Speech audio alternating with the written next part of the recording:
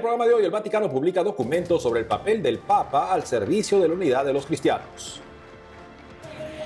Desde Brasil, en Marcha por la Vida, exigen al Congreso aprobar el Estatuto del No Nacido y la ley que prohíbe la muerte del feto durante el embarazo. Guerra en Tierra Santa. Comisión investigadora de la ONU concluye que tanto los terroristas de Hamas como el ejército de Israel cometen crímenes de guerra y contra la humanidad. Desde Canadá, invocando la paz, obispo camina 41 kilómetros bajo la lluvia, emulando a los desplazados de la Franja de Gaza que huyen de los bombardeos. Mejoría del obispo nicaragüense deportado a Roma por el dictador Ortega responde a la atención médica en los últimos meses. Abogada defensora de la libertad religiosa se muestra satisfecha con la recuperación del prelado tras el trauma de la prisión. Hola Natalie, qué gusto estar contigo. Un gusto también estar contigo, Eddie, con nuestros televidentes informando desde nuestros estudios en Lima, Perú. Gracias por acompañarnos en EWTN Noticias. Soy Eddie Rodríguez Morel. Bienvenidos, yo soy Natalie Paredes. Empezamos las noticias desde el Vaticano, donde el Dicasterio para la Promoción de la Unidad de los Cristianos acaba de publicar un documento sobre el rol del Santo Padre dentro del diálogo ecuménico, punto de polémica entre los cristianos. Sobre esto y más informa nuestra corresponsal Paola Arriaza. El Papa, como obispo de Roma, ha querido encontrarse personalmente con grupos de sacerdotes de distintas edades. La tarde del 11 de junio se reunió con los que llevan entre 11 y 39 años ejerciendo el ministerio sacerdotal. Entre ellos se contaban párrocos, prefectos, capellanes y directores de oficinas de la curia. Participaron unos 200 sacerdotes. Durante el encuentro, el pontífice se sumergió en un diálogo con ellos sobre cuestiones pastorales, la belleza de la vocación sacerdotal y la necesidad de acoger a todos en las parroquias. El asunto que más ha resonado tras el evento ha sido su mención al tema de admisión de personas con tendencias homosexuales en los seminarios. El pontífice reiteró la necesidad de acogerlas y acompañarlas en la iglesia y subrayó la indicación prudencial del dicasterio para el clero sobre su ingreso en el seminario. Estos encuentros son un gesto de escucha al clero y un recordatorio de que el pontífice es obispo de Roma. Al hilo de esta responsabilidad, el Vaticano publicó un nuevo documento sobre el primado papal y la sinodalidad titulado El Obispo de Roma, inspirado en la encíclica Ut Unum Sint, un documento que explica el papel de la cabeza de la Iglesia en Roma y cómo ello afecta al diálogo ecuménico.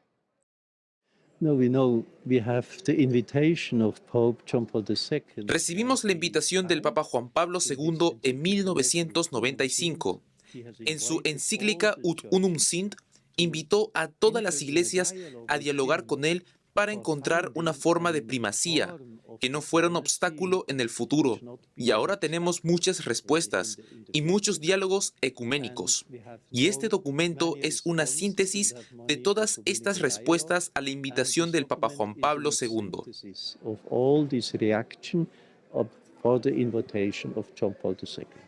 Propone una relectura de los textos petrinos que históricamente se han convertido en un obstáculo para la unidad entre los cristianos y una nueva consideración del papel de Pedro entre los apóstoles. La primera cuestión es la primacía del obispo de Roma como institución de derecho divino, mientras que la mayoría de los demás cristianos lo entienden solo como una institución de derecho humano. El documento sugiere una nueva perspectiva: considerar la primacía tanto de derecho divino como humano, es decir, como el resultado de la voluntad de Dios para la Iglesia y como medida humana desarrollada a través de la historia. Otro obstáculo importante surge del Concilio Vaticano I y es el dogma de la infalibilidad del Papa. Otras denominaciones que no reconocen la autoridad papal, por ejemplo la Iglesia Ortodoxa, encuentran una ruptura en torno a este aspecto. El documento propone revisarla tomando en cuenta el contexto cultural y ecuménico actual. Además, se habla de la sinodalidad de la Iglesia, en la que es esencial el primado del Papa. Ello marca la relación entre el pueblo de Dios, el colegio episcopal y el pontífice. Es el equilibrio entre primacía y sinodalidad. A veces tenemos la impresión de que esto es contrario, sinodalidad y primacía. Y el documento dice muy claramente sobre el diálogo ecuménico. Estos son complementarios. No existe sinodalidad sin primacía y no existe primacía sin sinodalidad. Y una mejor discusión sobre este tema en los diálogos ecuménicos es muy importante. Es importante señalar que el documento propone una distinción más clara entre las responsabilidades del obispo de Roma, su responsabilidad como patriarca occidental y su responsabilidad como primado en la comunión de las iglesias. Además, se pide un énfasis en el papel del Papa en su diócesis. En Roma, Paola Arriaza, EWTN Noticias. Dirigimos la mirada hacia Brasil. Dos tareas importantes tienen agenda el Parlamento de este país frente a la defensa del niño por nacer. Nuestra corresponsal Natalia Queiroz explica de qué se trata y más. Cargando la bandera de Brasil con el bebé, pancartas con la frase aborto no y aborto es crimen contra las leyes divinas, miles de personas se manifestaron en favor de la vida y contra el aborto en la 17ª Marcha Nacional por la Vida en Brasilia, la capital del país.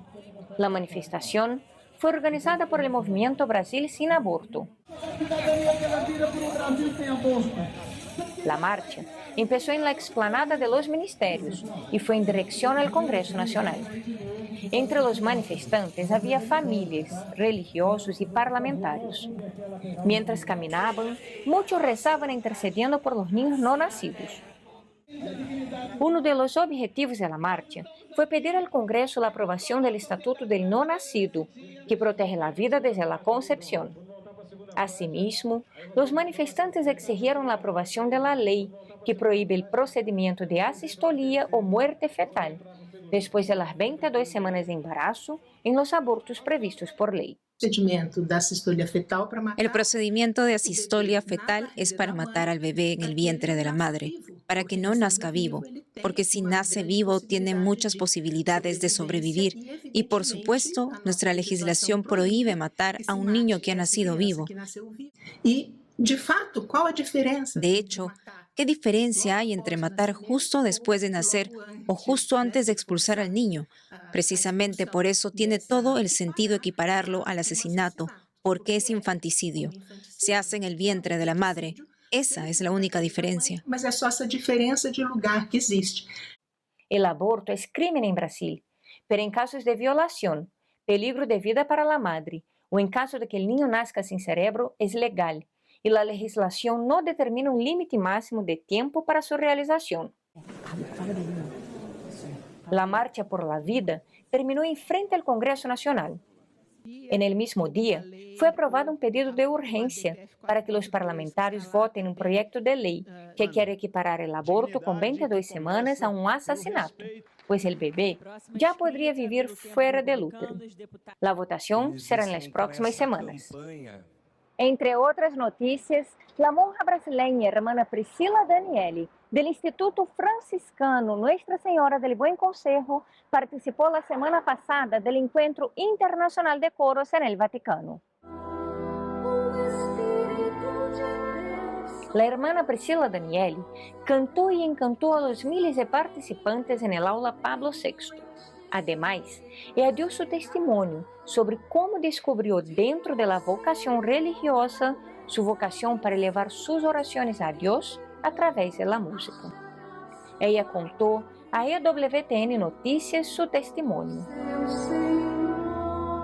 Fue una experiencia muy bella, muy bonita, principalmente. Fue una experiencia muy bonita, sobre todo por la oportunidad de conocer otras culturas entre los 10 del Pontificio Instituto de Música Sacra. Éramos de diferentes países. Solo con su testimonio ya teníamos una gran contribución global, internacional, y también de los participantes que estaban allí de diferentes partes del mundo cantando juntos. Es un gran Pentecostés tener estos momentos aquí en el Vaticano, aquí en Roma. Roma tiene esta capacidad de reunir la diversidad en armonía y paz. A diversidade em harmonia, em paz.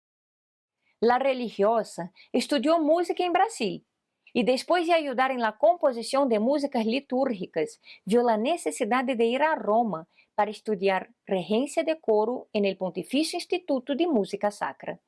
Como estudiante del Pontificio Instituto, fue invitada a participar del Encuentro Internacional de Coros para celebrar los 40 años de la fundación del coro de la Diócesis de Roma, fundado por Monseñor Marco Frisina.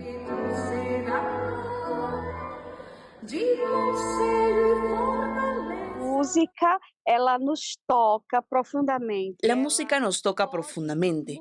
Puede cambiar, puede transformar vidas, igual que transformó la mía, puede transformar también la de otras personas. La música tiene la capacidad de reunirnos, de unirnos, de ponernos en armonía, que es de lo que trata la música. Juntos, numa armonia que é próprio da música. Los participantes del Encuentro Internacional de Coros tuvieron una audiencia con el Papa Francisco, También asistieron a un gran concierto del coro de la diócesis de Roma junto a la orquesta Ópera Romana. En Petrópolis, Natalia Queiroz, EWTN Noticias. Sobre la guerra en Tierra Santa, le contamos que al cierre de este noticiero, el grupo terrorista Hamas y el gobierno de Israel no llegan a un acuerdo de tregua. Lo que sí es seguro es que ambos lados están cometiendo crímenes violando el derecho internacional, según una investigación de profesionales independientes convocados por las Naciones Unidas. Aquí los detalles. Entre los crímenes de lesa humanidad por parte de Hamas, según la Comisión Investigadora de las Naciones Unidas, figuran dirigir ataques contra civiles en forma intencional, asesinar, torturar, infligir trato cruel, atentar contra la dignidad personal, tomar rehenes. Sobre Israel, sus crímenes de guerra y lesa humanidad o ataques generalizados y sistemáticos contra la población civil incluyen provocar hambruna, detenciones arbitrarias, asesinato, mutilación de miles de niños. Además, tanto Israel como Hamas cometieron violaciones sexuales, según las conclusiones del informe sobre las operaciones militares y ataques sobre territorio palestino ocupado. Los investigadores independientes realizaron entrevistas con víctimas y testigos, analizaron pruebas de fuentes públicas verificadas, imágenes por satélite, informes médicos forenses y cobertura de los medios de comunicación. Por otro lado, la propuesta israelí respaldada por Estados Unidos para un alto el fuego y un acuerdo sobre rehenes está en un limbo. Hamas propuso numerosos cambios al plan, los cuales Israel rechaza, según CNN. Desde Qatar, el secretario de Estado de Estados Unidos, Anthony Blinken, presiona a Israel y Hamas para que acepten el acuerdo de cese al fuego. Más gente sufrirá, más palestinos sufrirán, más israelíes sufrirán. Pero en los próximos días vamos a seguir presionando de forma urgente con nuestros socios, con Qatar, con Egipto, para tratar de cerrar este acuerdo, porque sabemos que redunda en beneficio de los israelíes, los palestinos, la región y, de hecho, el mundo entero. Los ataques de Israel en Gaza tras los terroristas de Hamas continúan, mientras quedan 120 rehenes en manos de estos últimos, según The New York Times, al mismo tiempo que Israel también tiene palestinos detenidos. Y a tono con la guerra entre Israel y los terroristas de Hamas para invocar la paz, un obispo emuló el camino que tienen que recorrer los desplazados de la Franja de Gaza para salvarse de los bombardeos israelíes contra los terroristas. Se trata de Monseñor Bart Van Rooyen, obispo de la diócesis de Corner Brook y Labrador en Terranova, Canadá. Nuestra periodista Bárbara Socorro lo entrevistó y esta fue la reflexión del prelado. Veamos. Monseñor Bart, ¿cómo se les ocurrió hacer este recorrido? La idea me llegó a través de Patricia Walsh. Ella es la coordinadora de desarrollo y paz del Grupo Cáritas Internacional en Canadá. Ella quería promover en esta área y en Canadá la idea de la paz en el Medio Oriente, así que se puso en contacto conmigo porque sabía que soy un caminante y ciclista ávido y que esto está muy dentro de mis capacidades o habilidades para hacerlo. Yo estaba interesado, pero no tenía mucho tiempo, así que elegí un día y, desafortunadamente, el clima no iba a ser muy bueno, pero era el único día que tenía disponible. La idea de caminar por toda la longitud de Gaza se inició primero en Australia, así que quisimos promover lo mismo aquí. No esperamos que la gente necesariamente camine los 41 kilómetros todo en un día, pero que lo hagan tal vez durante un periodo de una semana o incluso de un mes y dedicar esa caminata en oración por la paz en Gaza. ¿Qué buscaba conseguir con esta iniciativa? La oración es un ejemplo significativo en todo esto. Estamos elevando esta preocupación a Dios. Estamos buscando la conversión de corazones, especialmente entre los líderes, porque realmente son ellos los que mantienen esto en marcha. Están por cualquier razón que puedan tener, queriendo continuar con esto, participando en este conflicto.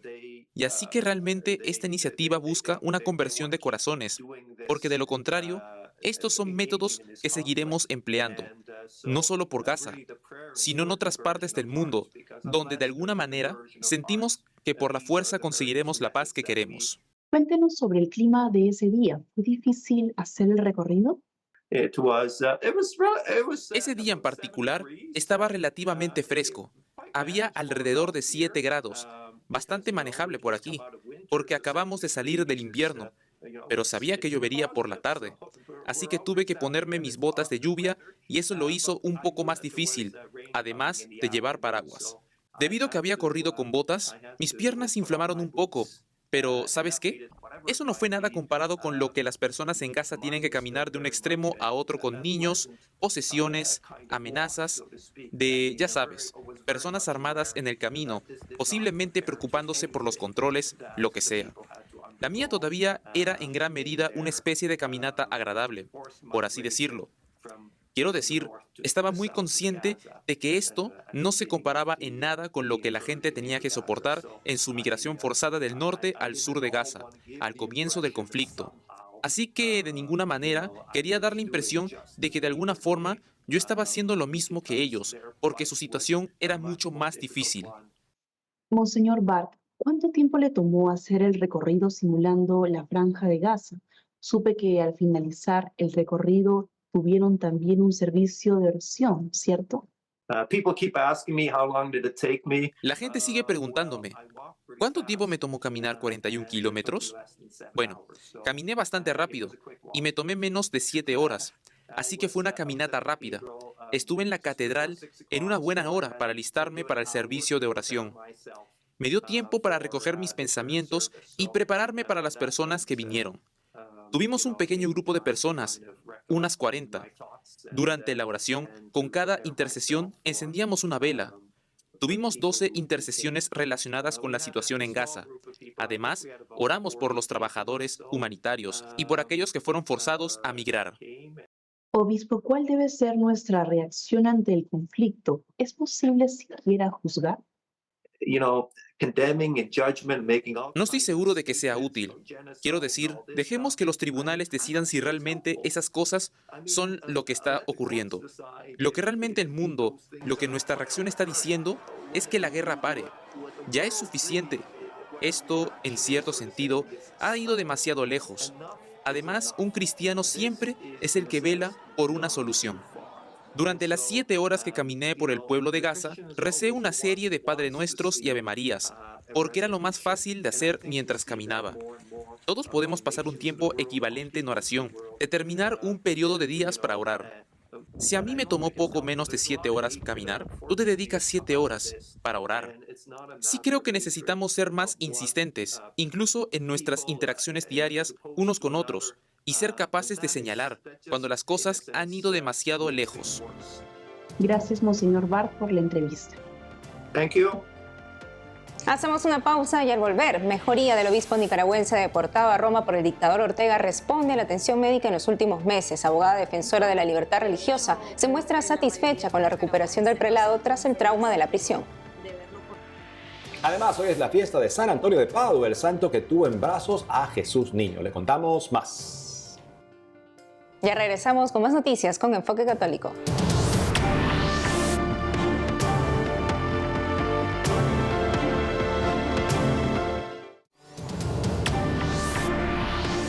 Y en Nicaragua, la dictadura de Daniel Ortega no solo oprime a la Iglesia Católica, ahora la represión es dirigida también hacia las comunidades evangélicas bajo una modalidad que podría replicarse en los católicos. Esto y más le contamos en el siguiente informe.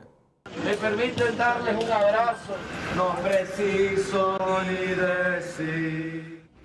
Esta es la Dirección General de Ingresos de Managua, a cargo de la Administración de Pagos Tributarios y No Tributarios en favor del Estado. Es aquí donde la dictadura de Daniel Ortega está cobrando multas inventadas de más de $500 a decenas de miembros de comunidades cristianas evangélicas, según informó en sus redes sociales la abogada Patricia Molina, autora del informe Nicaragua, una iglesia perseguida. Sobre ello, explica. Y la respuesta fue que si no pagaban, inmediatamente iban a proceder a quitarles las propiedades, o sea, confiscar, y posiblemente también a iniciar una acusación penal en contra de ellos. Entonces, lo que significa pues que la dictadura sandinista continúa su asedio y persecución en contra de la libertad religiosa únicamente porque estos pastores evangélicos no están acatando las órdenes de la dictadura. Si por un lado el dictador Ortega reprime a los cristianos, por el otro busca las gracias de los sacramentos de la fe católica, aquí vemos el bautizo del nieto del dictador.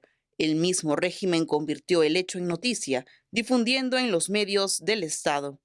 En la foto vemos a Camila Ortega Murillo cargando a su hijo Noé Salas Ortega junto a su esposo. Acompañan los sacerdotes oficiantes Julio Arana y Rafael Ríos. Fue en la parroquia San Judas Tadeo en Managua. Supongamos, en el caso de que un sacerdote se niegue a bautizar a un niño, inmediatamente la dictadura le tiene 3 salidas, que es la muerte, la cárcel o el destierro. Entonces tampoco se pueden negar, aunque ellos no quieran bautizarlo, no pueden hacerlo por esa vía, y tampoco pues porque somos católicos y estamos también dispuestos a buscar a que más personas sean salvas. Entonces, la dictadura sí, lo que hace es, como son oportunistas, además de delincuentes, son oportunistas, buscan todos estos espacios para ellos lanzar un comunicado a la comunidad internacional de que hay una bonanza entre la Iglesia Católica y el Estado de Nicaragua o la dictadura de Nicaragua.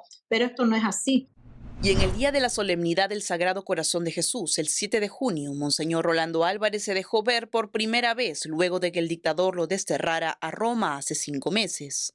Fue al recibir el premio Libertas Internacional en Oviedo, España, de manos del arzobispo Jesús Sanz. El obispo de Matagalpa también visitó Sevilla, donde fue recibido por el obispo José Ángel Saiz.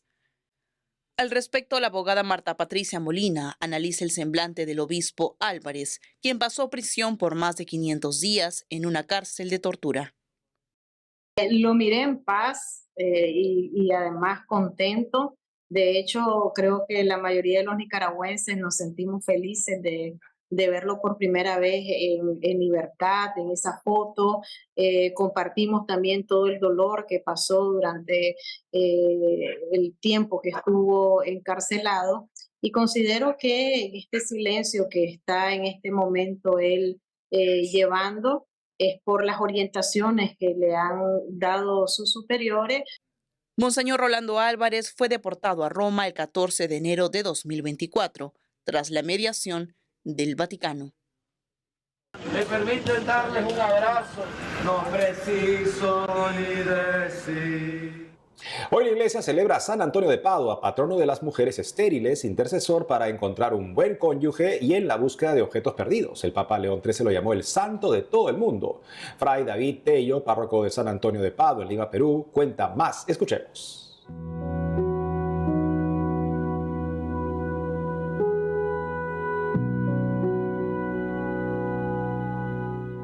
Hoy 13 de junio pues celebramos uno de los grandes santos en la iglesia, uno de los grandes santos en estos 8 siglos propiamente, de devoción en la iglesia y fuera de la iglesia también, porque es curioso que muchos musulmanes también le tienen admiración a San Antonio de Padua. Es de los más grandes santos conocidos y pues que vivió en el siglo XIII, discípulo de San Francisco, y que marcó la vida de la iglesia en su siglo y la tradición y el legado que San Antonio nos deja por sus milagros, por su santidad, por su amor a los pobres, por su amor a la Eucaristía, por su amor al Evangelio, hoy día sigue siendo presente. Y podemos decir que es un santo tan actual como si viviera hoy. Es también patrono de aquellos que se dedican, pues, al estudio profundo de la teología, para evitar esos errores en la iglesia. Y es patrono también de esa acción social y de ayuda solidaria, en el sentido de esta imagen de lo que se llama el pan de San Antonio. Nos enseña 3 elementos importantes desde su experiencia de Cristo pobre y crucificado.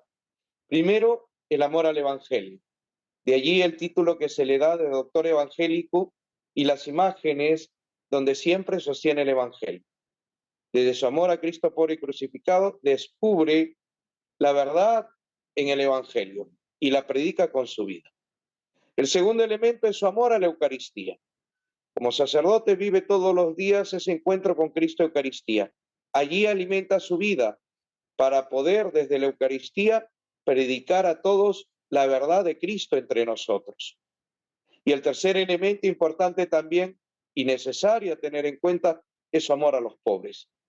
De allí esa imagen de San Antonio y los panes en sus manos, que reparte, que ayuda, que está. Un elemento importante en este último punto, después que San Antonio atacó la usura de su tiempo, siendo solidario, siendo cercano a los pobres y yendo contra los ricos usureros que usaban el dinero para hacer perder la libertad y la vida a los que menos tenían. Antonio fue el defensor de los pobres de su tiempo. Que hoy día sea también el defensor de nosotros, como pobres que nos acercamos a Antonio para aprender a amar a Cristo pobre y crucificado.